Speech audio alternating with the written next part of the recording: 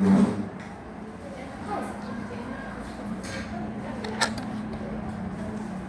baik teman-teman semuanya.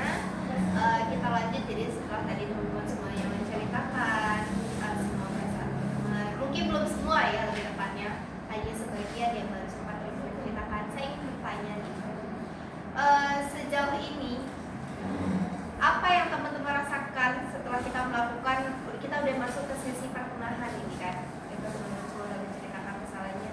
Apa yang teman-teman rasakan, boleh diberikan rate terhadap perasaan setelah teman-teman semua menceritakan ini. Ada perubahan apa yang teman-teman rasakan gitu setelah bercerita tadi? Boleh diberikan rate, dimulai dari iya. Sekarang naik ke 8 karena lebih lega ya. Nah kalau 10 karena masih ada rasa-rasa takut, lebih baik lah ke 8. Kemudian boleh dilanjutkan dengan Samsia.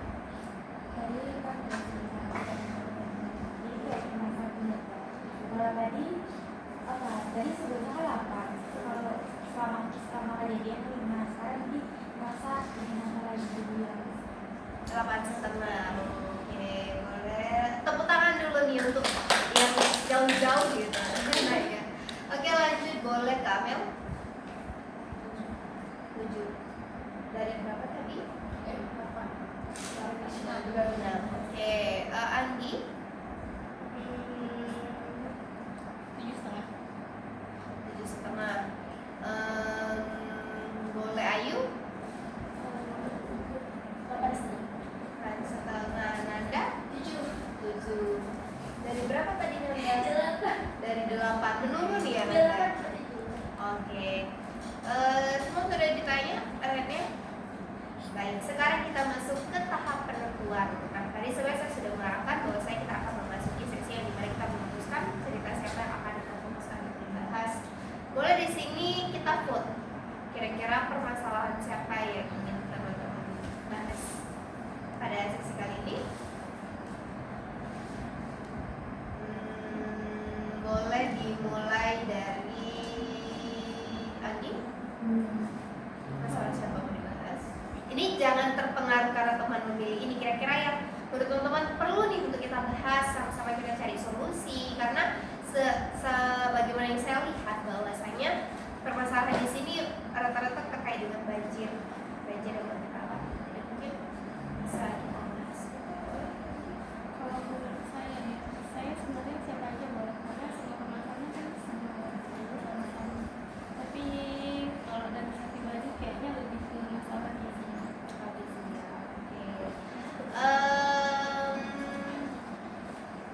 Nanda? Ini jangan ikut-ikut teman ya. Eka? Amel?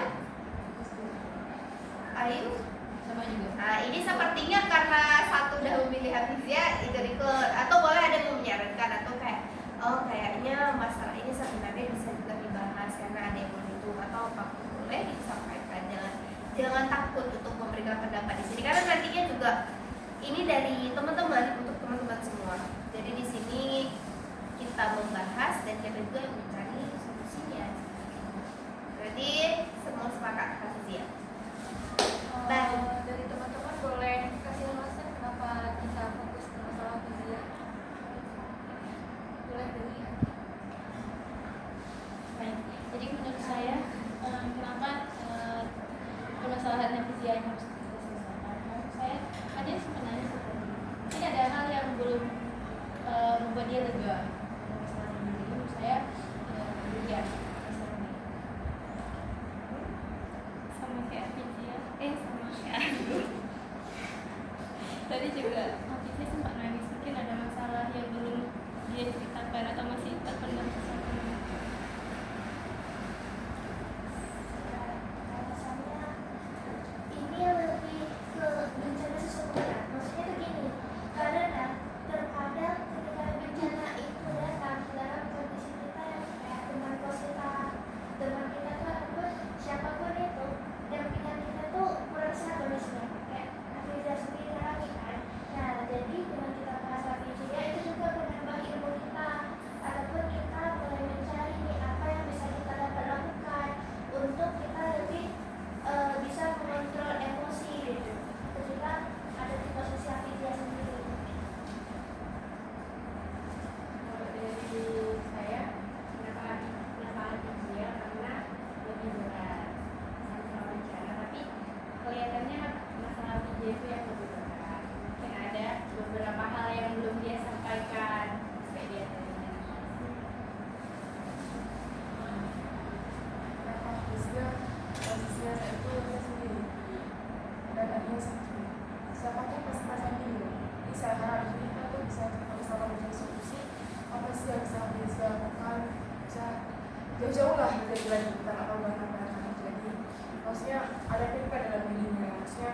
jangan terlalu pelik sampai dia tuh nggak tahu mau ngapain.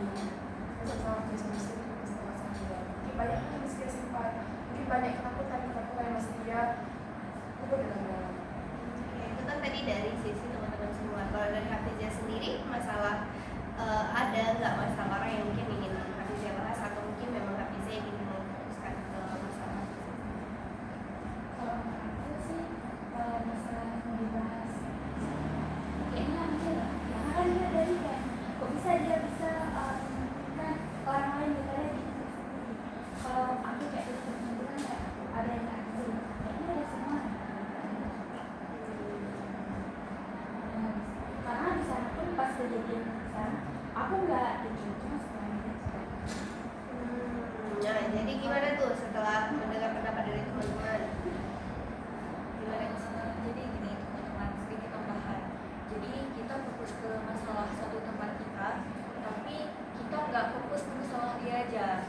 Jadi kita cuma fokus ke ceritanya aja, tapi feedbacknya itu bisa kembali lagi ke kalian. Coping yang digunakan, terus gimana cara kita mengendalikan, menghadapi dan sebagainya. Itu nanti bisa memberikan feedback ke kalian. Jadi bukan berarti kita fokus ke masalah Hafizia ke dia aja, enggak, tapi hal itu bisa memberikan insight untuk teman-teman juga. Jadi teman-teman bisa pilih masalah di antara kita di sini yang bisa sesuai, selaras dengan teman-teman, seperti itu. Jadi mungkin bisa kita tetapkan masalah siapa yang mau kita bahas. Teman-teman setelah tadi apa tetap dengan masalah Hafizah saja atau? Saya ditanya aja ketersediaan dari dua orang tersebut, mana yang lebih bersedia untuk menceritakan kembali terkait masalah yang dia alami. Gimana Nadia Media tadi dari Hafizah yang mengungkapkan?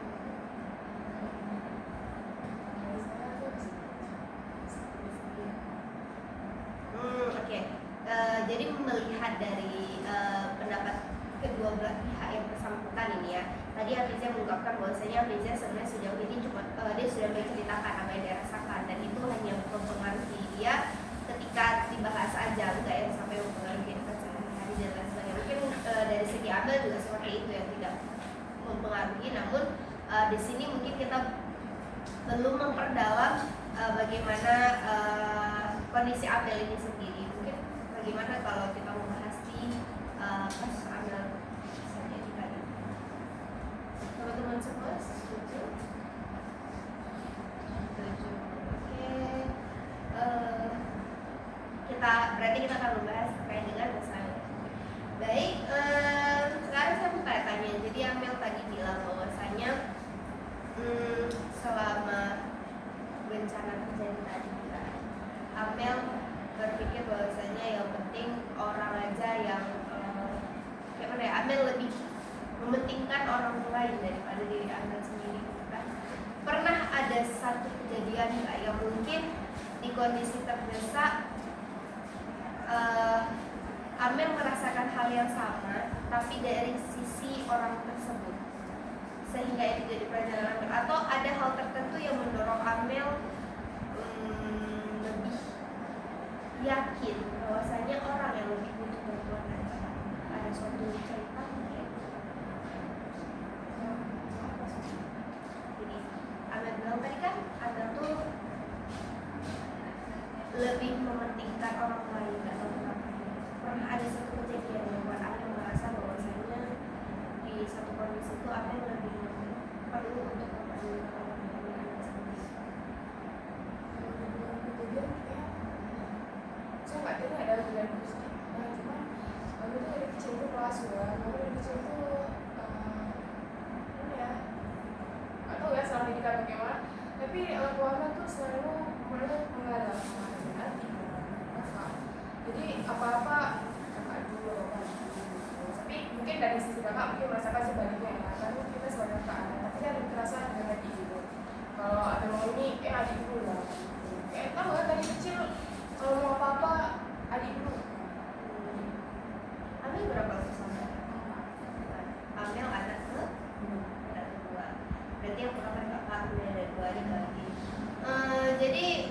bagaimana hubungan keseharian Amel sama adik dan kakak?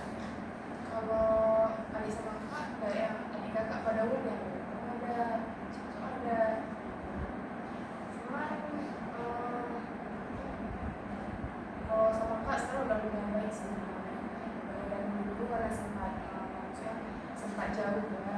Misalnya kakak di Liburan, sekarang di sawah. Karena aku sempat di sawah itu umur 5 tahun. Dia lebih sama orang tua sama kakak itu udah jauh. Kakak di Liburan, sekolah Liburan gitu. Itu udah sempat jauh gitu. Tapi sekarang udah lumayan baik. Kalau saya juga bagus. Jadi pada saat bicara kemarin ada sempat komunikasi sama kakak? Assalamualaikum, izin kakak ada cok sambung yang lebih nggak?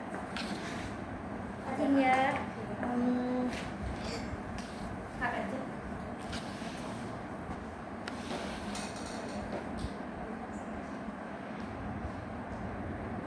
Kalau yang kakak tuh sekarang yang baik gitu kan. Karena suka dihubungi, mereka tuh nggak bisa menghubungi saya juga, dan saya nggak bisa menghubungi mereka. Jadi saya dihubungi sama kakak itu malam minggu. Pas saya biasa tanya, itu bisa dihubungi. Dia tanya kondisi saya, dan saya nggak tanya kondisi itu cuma. Ternyata sebenarnya jujur saya di situ ingin mengeluh apa yang saya rasa, cuma ternyata di rumah juga masih susah gitu kan. Mendampingi individualis yang luar biasa karena kan teman adik saya tuh meninggal, jadi adik saya tuh di rumah, apalagi kosnya lagi aku maksudnya ya lansia tuh susah diurusnya. Saya sempat mengurus anak saya tuh pasti susah kali, pembagian dimaki kita kan. Jadi saya kira dia mengerti kondisi di rumah, saya nggak mengerti apa kak, saya baik aja sih, saya makan enak sih, saya semua yang baik-baik saya ceritakan di sini. Saya pun di sini di luar, jadi anak dapur dong, mau saya makan gitu kan, pasti makan enak loh, pasti kayak itu saya bilangnya. Saya nggak bilang dulu gitu. Besoknya masih dihubungi orang tua saya semua.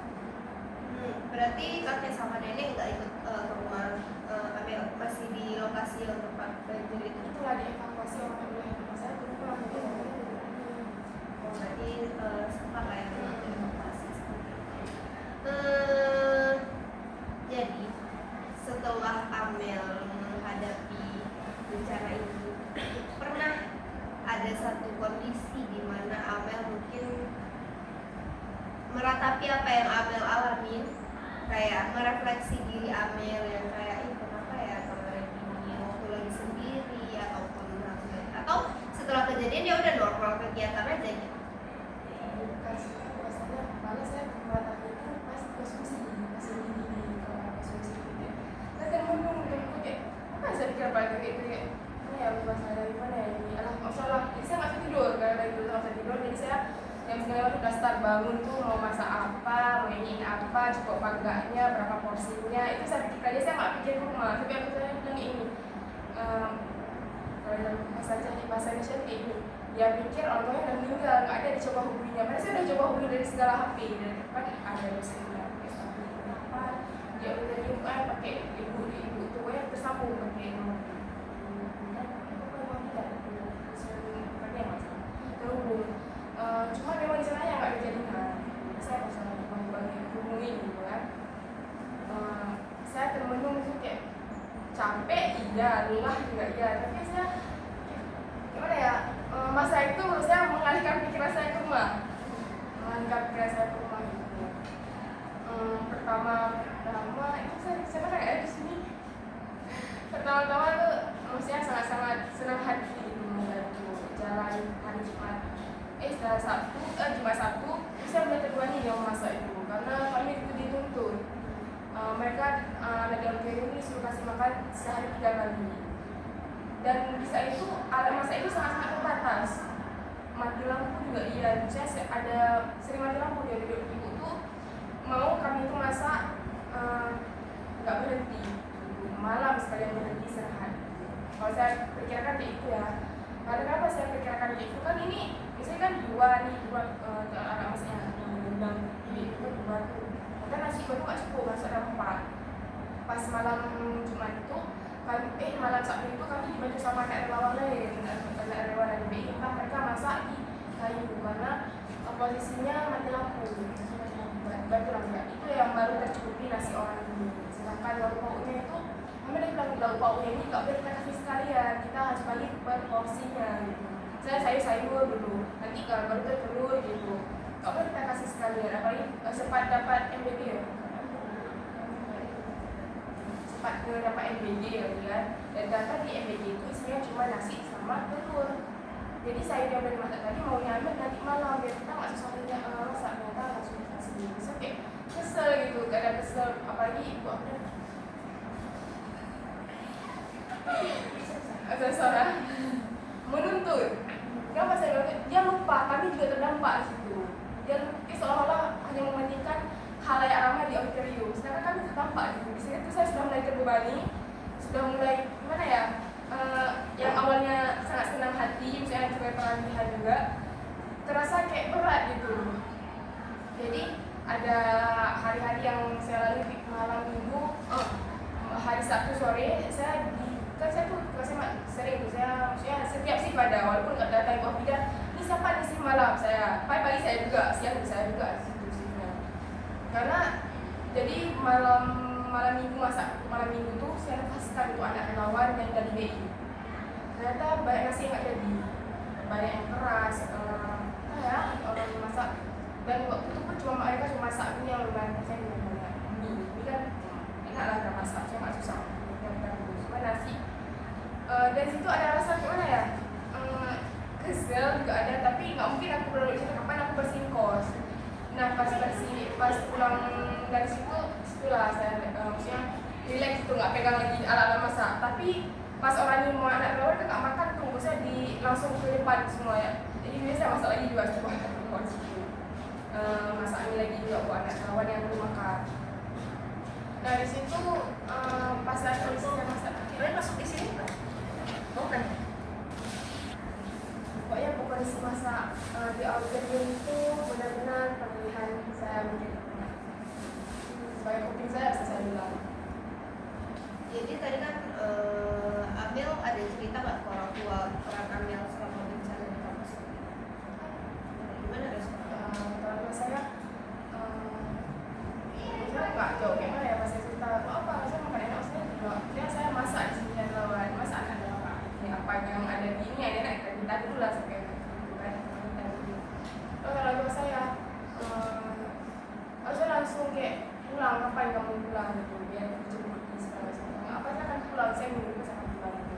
Saya nunggu perbaikan kembali yang membuat saya sekarang sedikit kepikiran enggak saya karena harganya itu betul lumayan sedikit ya, 700 sama lumayan ya. Apalagi seminggu sebelum tidak itu saya mau memperbaiki dengan harga yang hampir sama juga. Makanya langsung kayak perlu lagi gimana ya, pemikiran maksudnya pasti capek lagi ini udah gini. Cuma pas saya cerita tentang disuruh dan itu malah orang tua saya bilang udah nggak penting, kamu kapan pulang ke sini gitu. Itu yang orang tua saya soalnya pas kecelakaan yang pas saya pikirkan itu Honda bukan sayanya, tapi pas banjir sayanya yang dipikirkan kan. Makanya banyak saya merasa aneh gitu kan. Biarinlah apa yang mau dibuat juga kan, udah terjadi juga sama. Cuma saya yakinkan dalam hati semua ini pasti ada penggantinya, pasti saya yakin sekali pasti saya akan mendapatkan hal-hal yang nggak akan terduga. Saya yakin, saya pasti Allah akan menggantinya. Berarti ketika pasca banjir itu tidak bisa menghubungi orang tua. Rabu itu pagi saya udah dihubungi kan, tadi saya coba hubungi lagi karena nanti saya bisa kasih nanti tiba di Rabu, Kamis, Jumat, Sabtu, Minggu pagi baru dihubungi.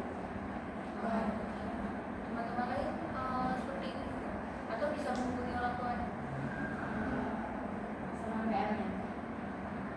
Kalau dapat kabar di kalau lagi di bisa dicari. Kalau misalkan kabar itu sampai pulang juga selalu lagi sudah dapat kabar. Karena susah jadi kan. Kalau ada yang di sini Ini tadi juga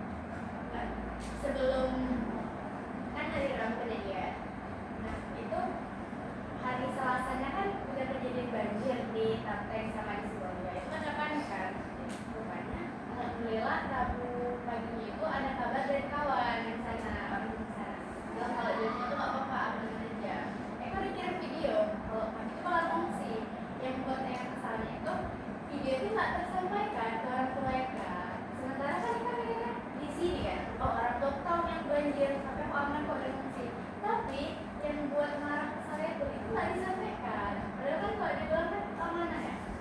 Terus pas tahunya itu pas hari Minggu sore waktu mau dipindahkan baru lah dibilang kayak dikabarin kalau saya baik aja.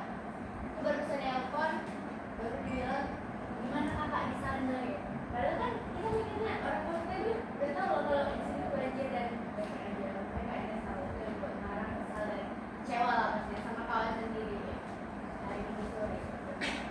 Ada manis kok. Memang kan gak ada jaring juga.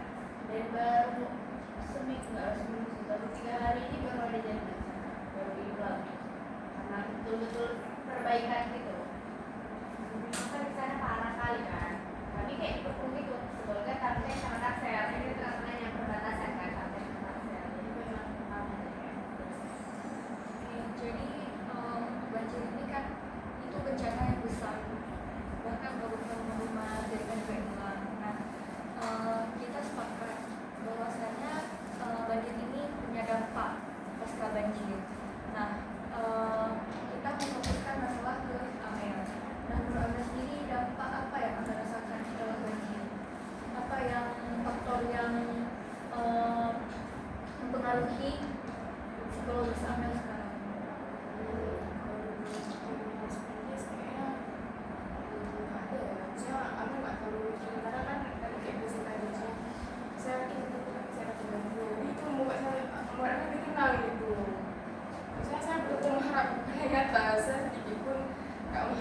yang saya akan dikasih ini, malah saya sempat dapat bantuan dari psikologi, tapi saya kasih ke yang lain karena saya merasa saya masih bisa menikmati. Saya masih sama mereka saya gitu. Itu sih yang buat saya beli sedikit tempat tidur nggak ada apa-apa gitu. Kalau yang lain, kalau dibilang dari alhamdulillah pun ya buat saya bilang cuma saya nyata yang di informasi kalau saya masih jadi masuk. Jadi barang-barang di rumah itu alhamdulillah selamat, cuma dapur yang agak sedikit longsor, tapi masih bisa diselamatkan. Teman-teman lain dampak pasca banjir atau yang mempengaruhi psikologis teman-teman sekarang, kalau teman-teman ceritakan juga. Dari Eka, mulai dari Eka cemas, itu aja sih sejauh ini karena takut akan kejadian yang sama aja karena hujan-hujan itu aja sih. Itu kan dapat dirasain kalau misalkan ya itu kan manusia nih, itu kan lumayan memberatkan hujannya. Nah itu ada rasa takut berhenti ada banjir lagi. Aku sih dampaknya sekarang sih enggak sih, cuma kalau dingin aja gitu rasanya. Nah, cuma kalau ini bisa aja hidup bisa aman. Kalau dirasa hal itu pun bisa aja. Jadi aku cemas apalagi kan kayak kejadian kemarin baru dapat kabarnya hari Senin, terus 2 hari dapat kabar ternyata mama udah kirim pesan sama ke Eka sama saudara ternyata nggak disampaikan. Jadi buat makin cemas apalagi kan Anji anak tunggal cuma sendiri dan itu mama sama ayah diri bukan ayah kandung. Jadi takutnya kenapa mereka ini cuma sendiri nggak pegangan, apalagi semua saudara juga nggak ada yang dekat. Jadi cemasnya makin meningkat takut kejadian.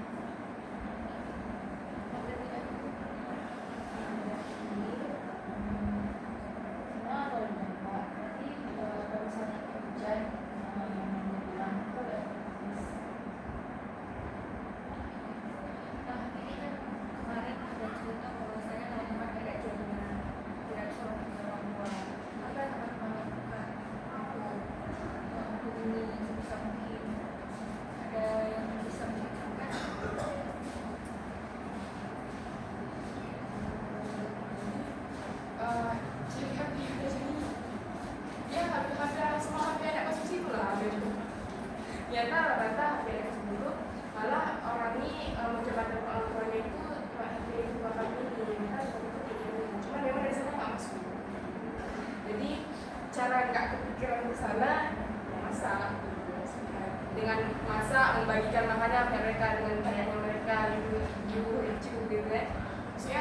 lebih terarahkan ke situ, misalnya di situ ambil di rumah gitu. Nanti pas udah siap masak itu teman-teman mikir lagi di rumah. Itu sih sebelumnya. Apakah teman-teman lain setuju sama April atau ada cerita sendiri? Kalau dari Eka, kan kemarin tuh dia audit ya udah pindah. Kami tuh cari jaringan ke atas bukit, nah di dekat masjid. Jadi kami jalan, udah siap makan nih jam 10. Nah itu kami pergi ganti-gantian cari jaringan. Inilah HP-nya udah raja naik-naik bukitnya, berusaha untuk dapat jaringan. Meskipun itu nggak ada sebenarnya, kayak sebenarnya nggak sia-sia juga, tapi ada kalanya itu ada kalanya itu enggak. Tapi pun gimana mau menghubungi karena di sana juga nggak ada, dan ada momen yang di sini tuh ada, di sana nggak ada, nanti di sana ada, sini nggak ada, gitu. Jadi nggak pernah yang sama. Gitu. Meskipun sama pun tetap nggak bisa nelpon. Kadang iri nengok orang yang bisa nelpon orang tuanya. Sementara kita tuh kayak cuma pertama nggak tahu hari itu, saya kan cuma bisa dengar suara halo kak, halo kayak gitu. Padahal ayah halo ya, ayah kayak gitu. Sementara ayah cuma bilang halo kak, halo ada suara nggak? Dan halo kak gitu. Jadi kayak sedih aja ya. Cuma bisa dengar halo kak kayak gitu. Di sini cuma dengar ayah kayak gitu. Padahal nggak ada. Itu aja nggak bisa. Dan teman lain yang ingin bercerita? Main jalan ke atas, pokoknya sampai depan jaringan. Sampai jaringan itu pun kan nggak ada kuota Telkomsel sama sekali, emang nggak ada kuota. Jadi sampai minta sama Telkomsel untuk walaupun mahal kali dijualnya tetap berusaha untuk dapatin data itu. Walaupun 10.000 nggak dapat 1 GB pun aku ambil. Terus alhamdulillahnya dari situ boleh dapat jaringan. Tapi alhamdulillah aku bisa dihubungi. Jadi dari situ semuanya aku WA, semuanya dari Instagram walaupun nggak bisa dibuka, semua coba hubungin walaupun nggak ada hasil. Ya. Nah, tadi April ada bercerita bahwasannya di audit tempat berkumpulnya orang-orang yang dievakuasi ada beberapa bahan makanan yang kurang, yang rusak, yang tidak termasak, gitu kan. Nah, berarti kan itu karena bantuan yang sedikit atau logistik yang terbatas kan? Jadi pas masjid itu, pas hari masjid itu betul-betul di situ itu kami berlepas banjir sebenarnya. Di simpang KKA itu ada pickup itu ada band dan itu kalau nggak salah mereka itu berlepas banjir untuk mengambil stok makanan yang masih bisa diambil. Jadi ada satu daerah di simpang KKA dan belakang itu akhirnya udah segini, jadi mereka muter lagi. Itu yang buat kami lama. Yang buat kami lama kenapa nasinya kurang masak? Maksudnya saya udah bilang gitu, ini nggak bisa kayak gini, maksudnya ada kita dengar gitu kan, cuma itu pun sangat berdebat ya, maksudnya berdebat. Ada saya masak nasi ini, ibu ini nggak bisa, jadi alat masak itu butuh sangat terbatas, butuh hebat dengan dana yang bukan besar tuh, yang segini tuh. Nah, belum kita fokus orang ini udah boleh apa sempat coba bagi gitu kan, coba bagi yang udah hasil masak duluan. Kata nggak sanggup, nggak bisa melihat mata mereka satu pun, maksudnya nggak sanggup bagi ini kak, nggak bisa kak aku mendapat udah 2 hari kak maksudnya dia nggak bisa, ibu tuh nggak bisa. Dia mengaku dengan termenung melihat gimana ya ikut masakan gitu ya, apa yang mereka rasakan karena kan nggak terdampak kan di situ. Cuma gimana ya, berusaha untuk masak lagi dulu, tapi emang nggak makan masak lagi karena apa? Biasa lagi kita panas itu. Jadi mau nggak mau mereka tetap sama makan nasi yang kita gitu, masih beras bisa dibilang. Di situ mereka misalnya ya karena aku sakit ya saya itu hilang, maksudnya nggak itu, maksudnya apa yang merasa sebelum kejadian itu hilang rasa sakitnya gitu. Karena saya sakit kepala sama itu dan kalian aku tuh sakit kepala yang pas bangun puyeng, tapi hari itu hilang gitu. Makanya kok hilang sakit dulu bisa nih, saya fokus ke sini lah berarti fokus saya mengalihkan fokus gitu. Kalau yang di auditorium ini hari pertama orang ini akan pindah hari Kamis itu cuman hari Sabtu Jumat itu datang dari sos dan itu banyak dari mereka pada saat itu sudah lari sampai ke sini. Jadi ada sedang kami dari isi yang masih ini banyak yang berusaha di situ. Nah di situ stoknya itu melimpah. Ada maksudnya ada yang pasti telur mie itu pasti, itu pasti. Ada snack juga gitu, ada snack juga. Cuma snacknya itu walaupun kita beli nggak akan cukup. Jadi ini memutuskan nggak bagi. Sedangkan itu maunya gini, maksudnya pagi orang ini udah makan, nanti siang sebelum jam 1 orang udah makan. Jadi mau ke malam nih, mau ke malam orang tuh dikasih snack, dikasih snack, dikasih air pegang jahe. Karena aku nggak cukup, saya nggak sanggup untuk melihat itu. Karena kenapa? Mereka tuh ada yang dari auditornya diundang ke dapur, satu hari mereka kapok karena nggak akan dapat makan, di dapur itu. Betul-betul gimana ya? Kami yang udah kami sisakan pun kami bawa ke depan gitu. Jadi ujung apa? Aku masak ini lagi, karena itu yang paling banyak memang ini lagi. Sampai ada dosen itu kembali lagi ke hari itu. Itu emang agak sia-sia di masakan, tapi kan itu apa yang mau berbuat lah gitu kan. Cuma ya ada sarden pun kami masak semua sarden itu nggak akan cukup. Maksudnya ada yang dapat, ada yang enggak gitu.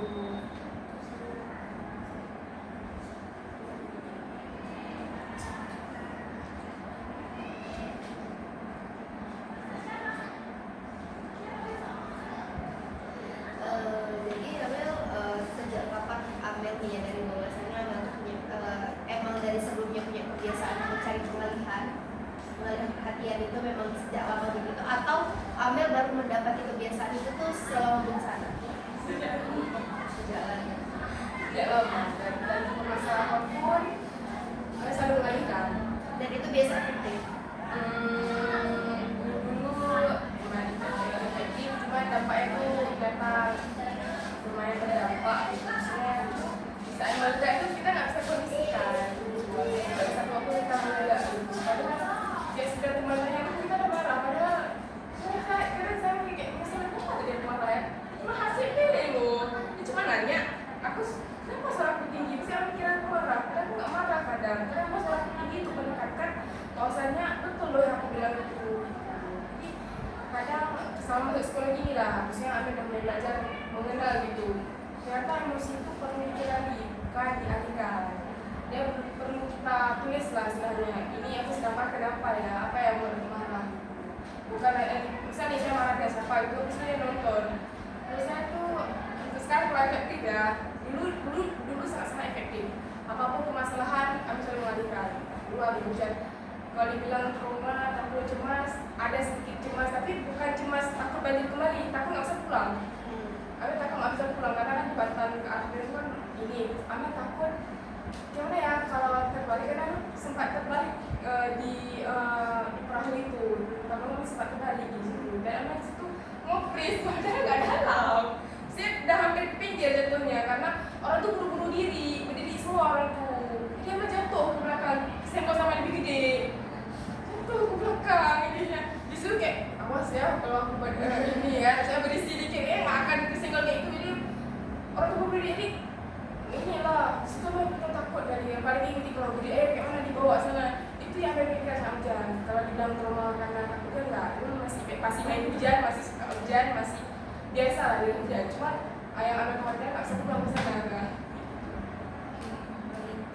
Teman-teman, kita sudah mendengar cerita dari Amel tentang ceritanya pasca banjir, saat banjir dan sebagainya.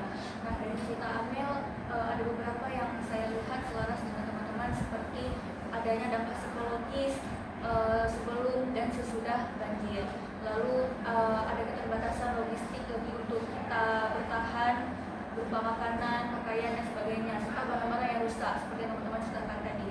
Nah, mungkin karena waktu juga sudah menunjukkan menunjukkan akan berakhir, mungkin kita bisa melanjutkan ke topik atau upaya yang teman-teman lakukan untuk menghadapi dampak psikologis atau dampak dari logistik yang susah dan sebagainya. Nah, bisa teman-teman ceritakan atau teman-teman berikan saran kepada Amel atau ke teman-teman yang ada di sini, dampak upaya apa yang teman-teman lakukan? Bagaimana cara teman-teman menghadapi suasana pasca banjir ini? Solusi yang tepat.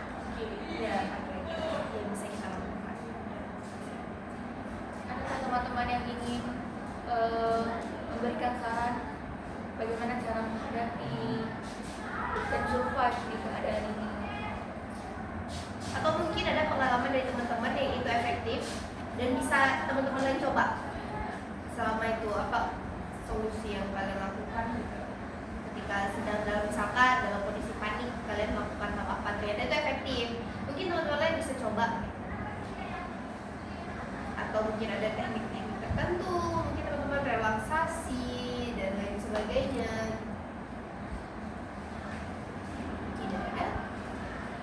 Kalau tadi saya sedikit, kalau saya dipanggil dan mas takut, saya kasih afirmasi positif. Jadi apa yang saya takutkan itu saya, ya itu emang saya rasain dan saya kasih sesuatu penguat. Misalnya jangan takut, itu semua ada tentunya. Kasih kata-kata yang positif pada diri sendiri itu yang terus. Tapi saya kurang yakin ya kayak gitu juga. Maksudnya nggak tahan lama memang, tapi setiap persen itu muncul saya kasih terus. Terus ada lagi yang lain? Solusi. Dari saya itu kalau saya lagi nggak tenang, lagi panik sama saya kasih tahu ke orang yang saya percaya yang bisa mengenali saya. Contohnya kayak seorang lah kayak gitu. Saya kasih tahu ke dia kalau lagi takut. Nanti dia bilang udah mau tenang aja.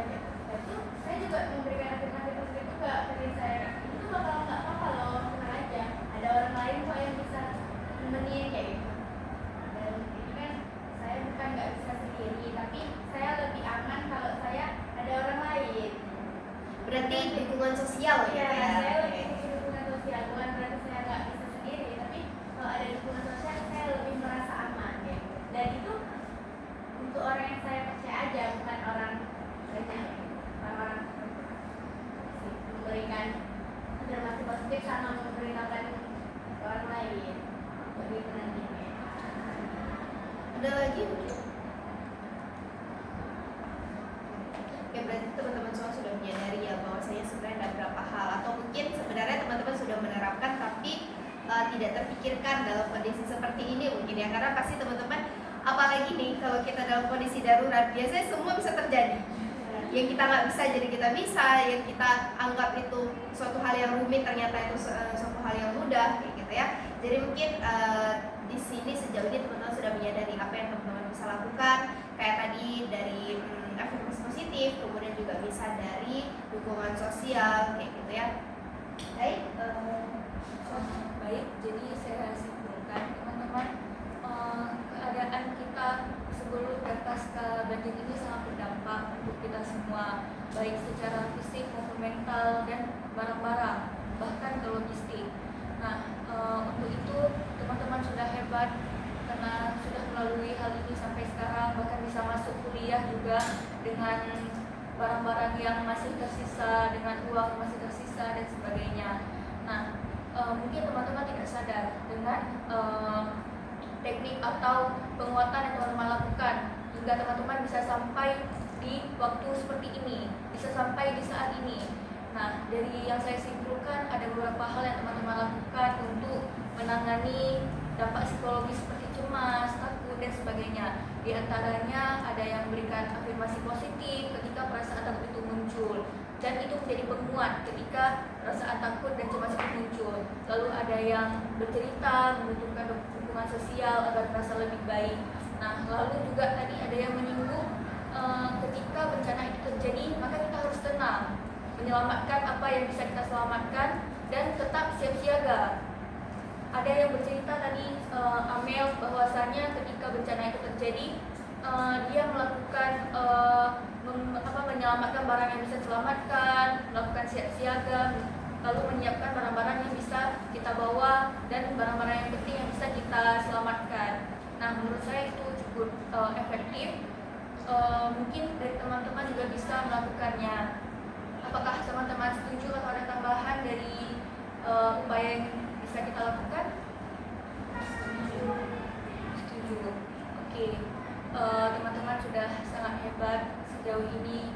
Teman-teman sudah sangat kuat, dan kedepannya teman-teman juga pasti akan lebih baik lagi, berkembang, dan teman-teman sudah sangat hebat sekali. Untuk itu mungkin bisa kita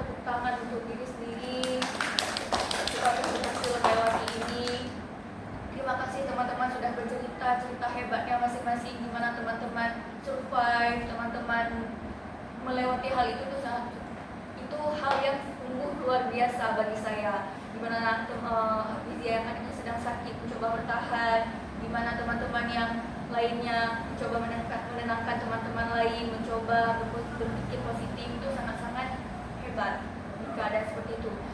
Dan teman-teman perlu tahu nggak semua orang bisa seperti teman-teman. Teman-teman udah sangat hebat bisa positif.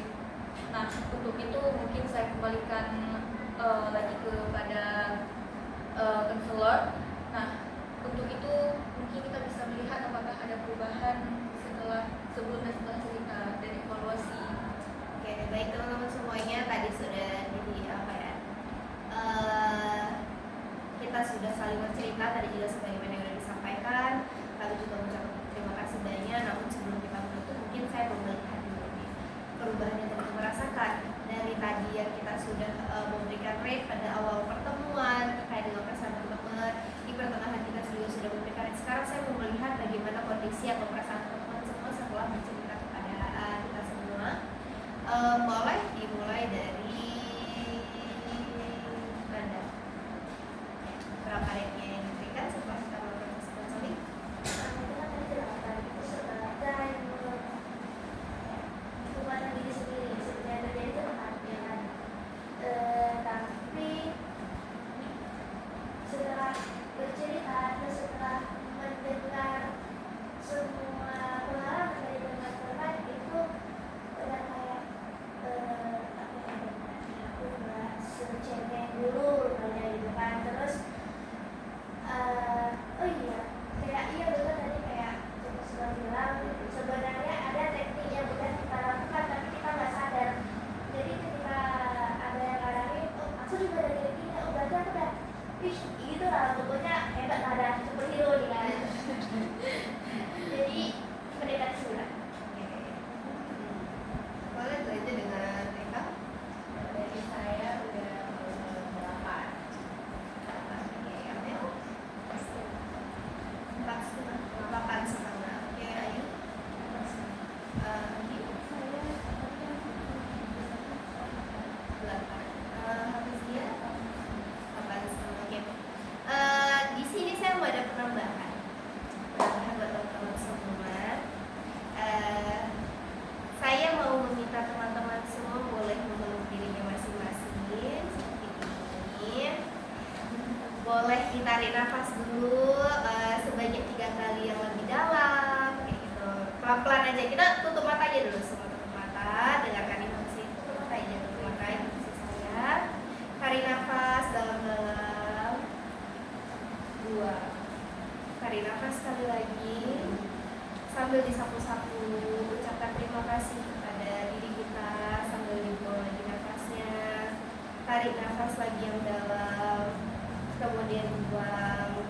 Peluk diri kita yang hangat, peluk diri kita yang mungkin selama ini kita hanya sendiri, tidak bisa mengungkapkan apa yang kita rasakan. Ucapkan terima kasih kepada diri kita sudah sejauh ini bertahan. Terima kasih karena sudah mampu mungkin melewati masa-masa yang kalian tidak bisa ungkapkan ke orang lain, tapi kalian sudah bisa sejauh ini. Terima kasih sudah boleh. Oke, kita tepuk tangan sekali lagi buat teman-teman. Baik, saya selaku konselor. Baik teman-teman, jadi kita sudah melakukan sesi konseling dan sudah melakukan teknik untuk berdamai dengan diri sendiri dan diri sendiri. Nah, jadi kita perlu melakukan evaluasi dari konseling kita lakukan ini. Nah, jika masalah ini terjadi lagi, ketika dampak psikologis ini datang lagi, apakah teman-teman bisa menangani hal tersebut? Apakah dari upaya-upaya yang dilakukan dari hasil konseling ini bisa memberikan insight pada teman-teman untuk menghadapi jika kejadian ini terulang lagi? Ada yang ingin memberikan pendapatnya?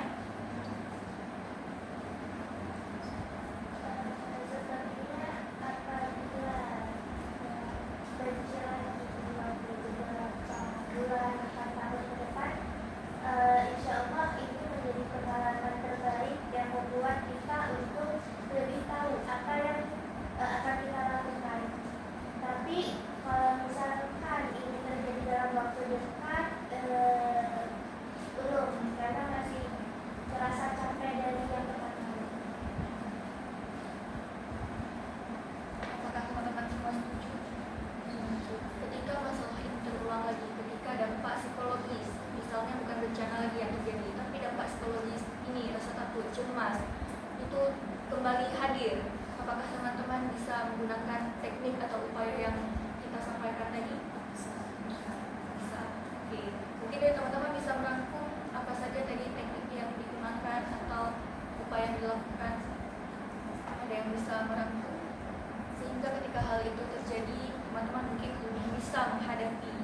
udah tahu apa yang akan dilakukan